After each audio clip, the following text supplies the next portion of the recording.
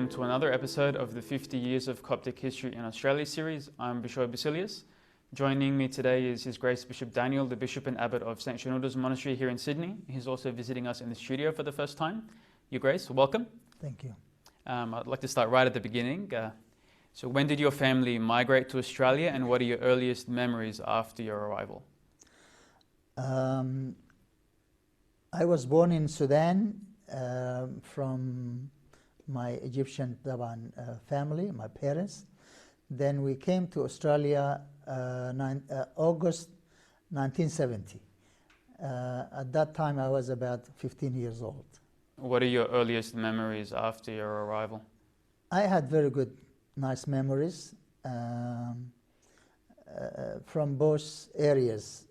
From where I left in Sudan, I had beautiful memory there, I had beautiful time.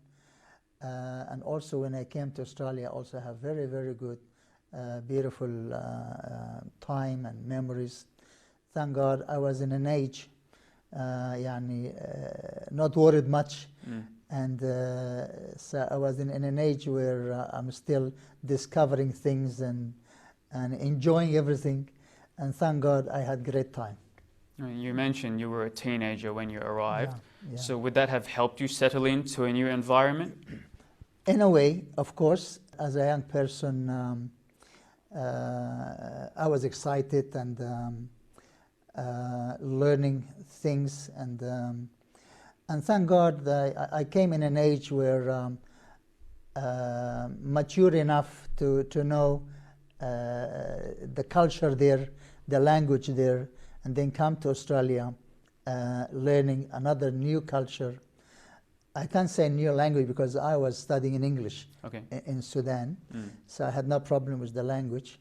But of course it's a new city, completely different from what I was living there in Sudan.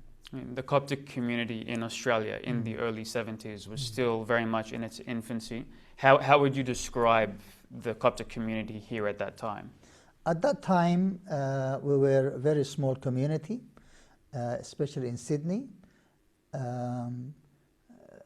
They were very, very close to each other, and the church was really like home for all of us. And of course, we came as migrants, so we needed each other, and we were all together. And I remember that how my parents were looking for families that they have kids in my age and my sister, so we can relate together and spend some time together. And it is true that those families that we chose, they were so loving people, and we were so close to each other. And so when we visit each other, the adults, have good time together, and me and my sister, also enjoying the company of their kids, whom they are in same age like us. So we really had good time, and we didn't feel like strangers. Although at that time, I'm talking about 1970, we didn't have any one of our relatives yet, like aunties, uncles, cousins. None were there. They just came after. So yes, the community was a small community, but very close, and loving the church very much attached to the church. I remember very well. I was lucky enough, Kaman, to have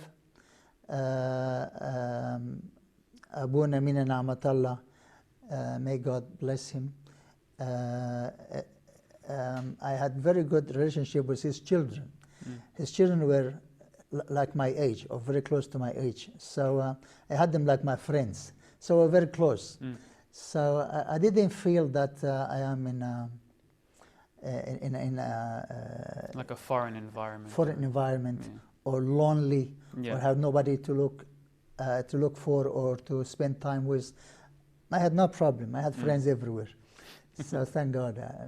And my dad straight away found a job.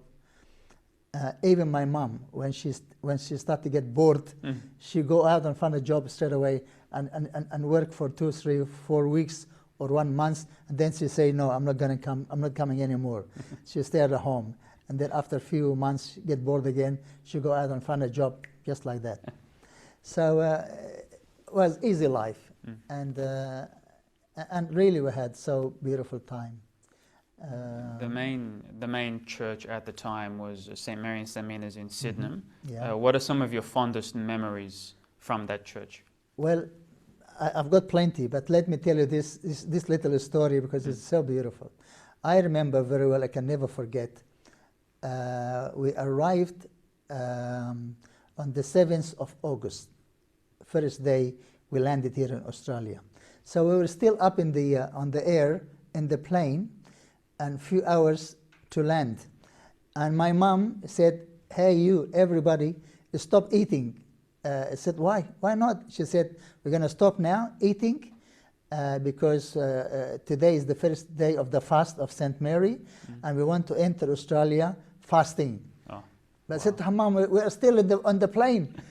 And she said, no eating, no Siami food, no Fatari food at all. So because we're just about to land, so let us start by fasting. And today is the first day of the fast of St. Mary. I said to her, okay. So we stopped eating, and then we landed over in Australia. And since then, that day, we can never forget. And thank God, it was a blessing.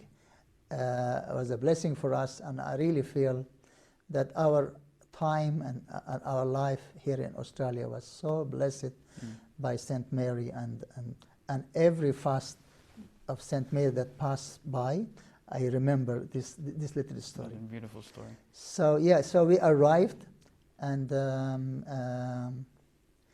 then my dad was looking for a job.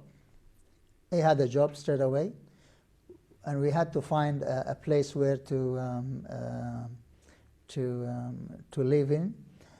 Of course, we should never forget the families that welcomed us in their home when we first arrived. They took us to their home, and they were very hospitable, and so we didn't feel like again lonely or alone. And then we found a place, and we hired a place, and then my dad took me and my sister to find a school we're going to be going to.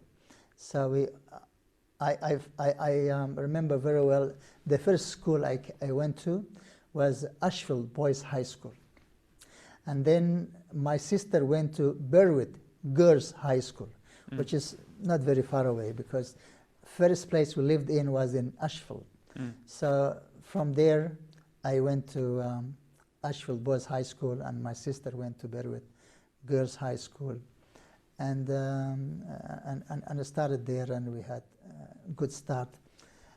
Since the Sydenham was demolished in 2017, given it was like the spiritual home of the church in Australia, yes. Obviously there's disappointment and everything, but what are your thoughts since it's been demolished? Of course, I'm very much disappointed. It's sad, because we all have very beautiful memories there, and it's the place where we been brought up, and this is the place where we been gathering together, and it was like home for all of us. But I don't know the reason behind that. But I don't want to keep on crying on spilled milk. It was a very special building for all of us, but now it's gone. And I'm sure we can compensate it.